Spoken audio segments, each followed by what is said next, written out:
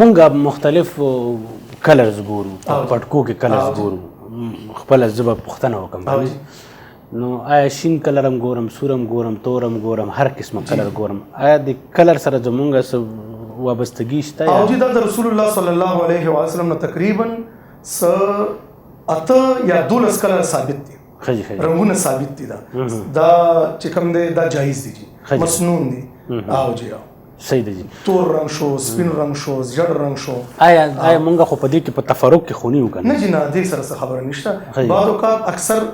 بعض اوقات اعتراضات کی په پټکو باندې دا پټکي دا سه دا پټکي هغه سه خدای څخه کسان چې هغه اعتراضات کړي مونږ دغه په سر باندې هغه پټکي کتلې جی جی مونږ دغه په سر باندې هغه پټکي کتلې دي او دا پټکي یو انسان شین په سر کړي دي چې څوک اعتراض کوي د سپین په سر کې کوي صحیح مطلب دا فضیلت ما ده فضیلت چې هر قسم حکم رنگ جایز دي